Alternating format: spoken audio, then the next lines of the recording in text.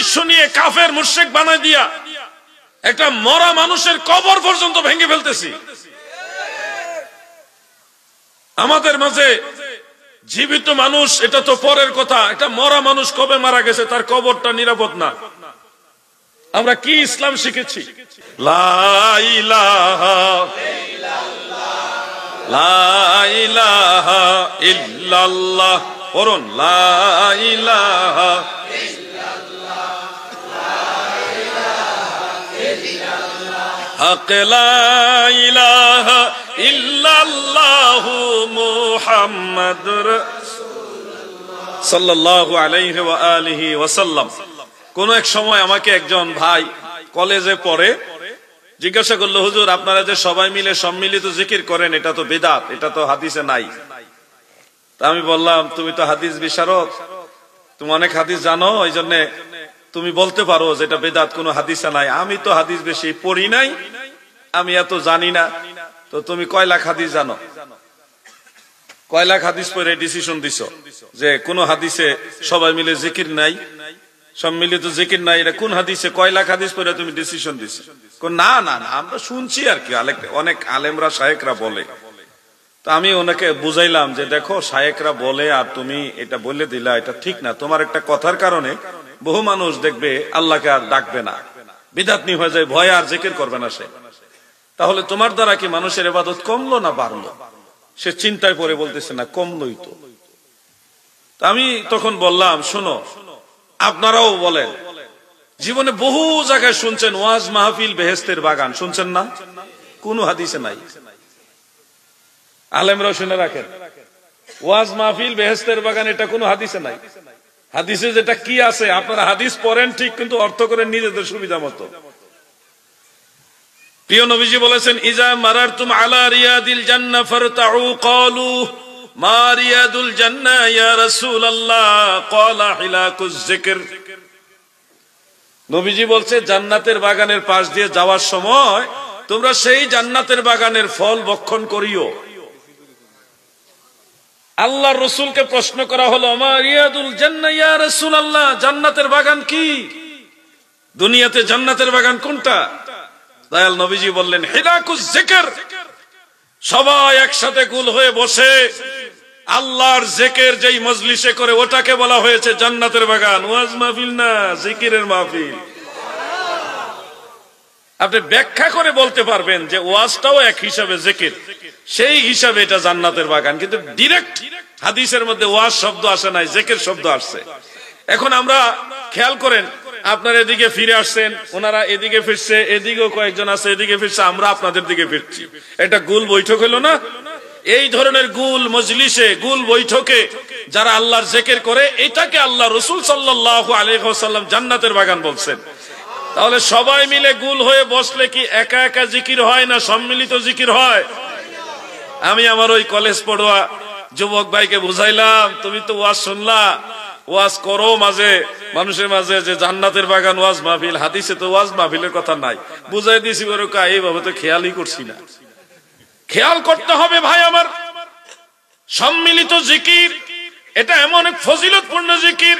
সহিহ মুসলিমের মধ্যে উল্লেখ, আল্লাহর হাবিব বলেন, কোন জিকিরের মজলিসের পাশে কেউ যদি দাঁড়িয়ে থাকে, সে জিকির করে না, এমনি দাঁড়িয়ে দাঁড়িয়ে দেখতেছে মানুষ কিভাবে জিকির করে দেখতেছে। দয়াল নবী বলেন, ওই লোকগুলি দাঁড়িয়ে থাকার কারণেও আমলনামা থেকে গুনাহ খাতা মাফ হয়ে যাবে। দয়াল নবী তুমি গুণমনি, এই পাপী লোক তরাইবেন বলে গো নবী, পাক কোরআনেতে শুনি গো নবী। দয়াল নবী তুমি গুণমনি, বলুন না, দয়াল নবী রহমতের ভান্ডার নবী, তুমি নূরের খনি, প্রেম কইরাছেন তোমার সঙ্গে ও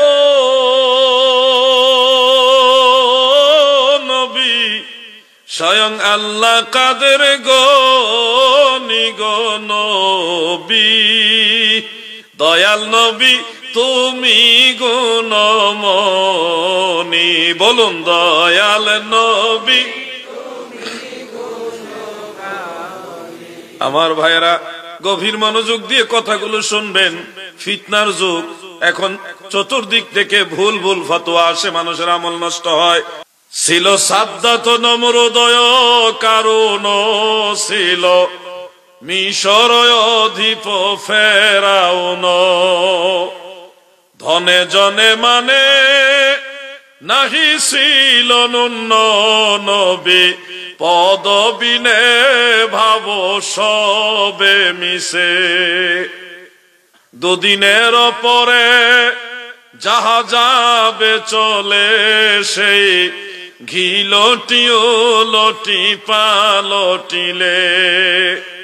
মিশে মোহ বসে জ্ঞান হারাইলে, নাহি বই যে দিলে আক্ষেপের সেলো। এগুলি বাংলা ছন্দ, কিন্তু আপনারা মনোযোগ দিলে দেখবেন এই কথাগুলি খুবই গুরুত্বপূর্ণ।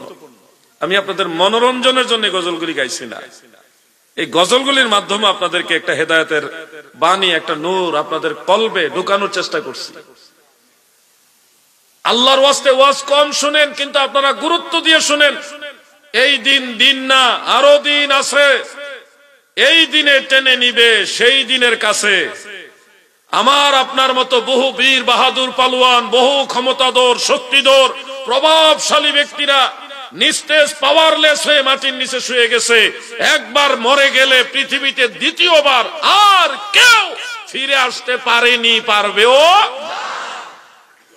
এই কথাগুলো আপনাদের মনে রাখতে হবে। আমি যখন নওগাঁ গিয়েছিলাম, নওগাঁ সদর থানার সম্মানিত ওসি সাহেব আমাকে বললেন, হুজুর আমি একজন মুসলমান, কিন্তু আমার কষ্ট হলো আমি এই থানায় রয়েছি বেশ অনেক দিন। এই থানায় ভাই ভাইয়ের মাথায় বাড়ি দিয়েছে এমন ব্যক্তির মামলা আসে, কিন্তু সবগুলি মুসলমানের মামলা। জমি দখল করছে, ভাই ভাইয়ের জমি। কোন হিন্দু মামলা করতে আসে না, শুধু মুসলমানরা ভাই ভাইয়ের জমিরে দখল করতেছে, মারতেছে, এই মামলা। মুসলমানদের এত মামলা কেন? এত ওয়াজ, এত মাহফিলের পরে, এত ওয়াজ, এত মাহফিলের পরে মুসলমানরা কেন ভাইয়ের জমি, বোনের জমি, প্রতিবেশীর জমি দখল করে? মামলা টানতে টানতে, এই মামলা লিখতে লিখতে আমি বড় টায়ার্ড হয়ে গেছি। এত ওয়াজ তাহলে কোন দিকে যাচ্ছে? কি ওয়াজ হচ্ছে? ওয়াজের ফজিলতটা কি? হিন্দুরা তো ওয়াজ হয় না, তারা তো মামলা করতে আসে না, মুসলমানরা কেন তো মামলা করতে আসে? আমাকে ওসি সাহেব বললেন। আমি কি ওয়াজ উত্তরের জবাব দিব বলেন? কি জবাব দিব বলেন? আপনারাই তো ওয়াজ শুনেন, ওয়াজ শুনেন না আপনারা? আমরা যারা বক্তা, আমরা ওয়াজ করতেছি, বক্তা ওয়াজ করতেছে, সে নিজেও কিন্তু, সবাই না, কিছু বক্তা সে নিজেও আমল করে না, যার কারণে কথা তাসির নাই মানুষের মাঝে। আর আমরা ওয়াজ শুনতেছি, ওয়াজ শুনতে শুনতে মুসলমান হয়ে মুসলমানের মাথায় বাড়ি দিতেছি।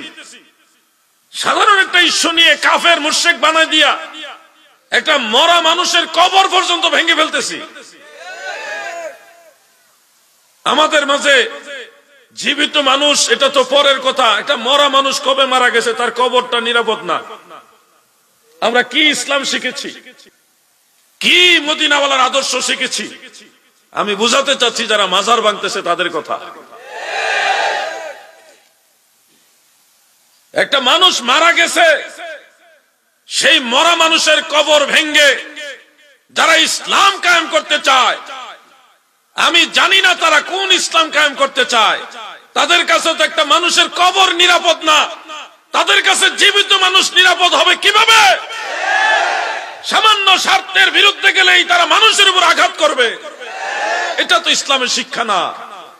একটা মানুষ মারা গেছে, সেই মরা মানুষটাকে লটকায়া হাজার হাজার মানুষের সামনে, তারপরে সেই মানুষটাকে অপমান করতেছে, এটা কি ইসলাম শিক্ষা দিয়েছে? মরে গেলে তার আর কিছু থাকে? এরপরে লটকায়া আবার তাকে মারতেছে। এটা কোন ইসলামের শিক্ষা? রাজনৈতিক দৃষ্টিতে নেবেন না, মানবিক দৃষ্টিতে নেবেন। ইসলাম কখনো এরকম কঠোর না। ইসলাম কখনো মানুষকে এইভাবে নোংরা কাজ শিক্ষা দেয় না, অমানবিক কাজ শিক্ষা দেয় না। ইসলাম কত দয়াশীল জানেন? আরব দেশগুলিতে এখনো দেখবেন কোন ব্যক্তি যদি এমন অন্যায় করে যে অন্যায় তার মৃত্যুদণ্ড, সে মারা মানে ফাঁসির অর্ডার হয়েছে, অথবা যেভাবে ওই দেশের আইন মোতাবেক তাকে মৃত্যুদণ্ড দিতে হবে, এই মৃত্যুদণ্ড কার্যকরের আগে যদি ওই ব্যক্তি এসে বলে, বাদী এসে বলে আমি মাফ করে দিলাম, তাকে মাফ করে দেওয়া হয়।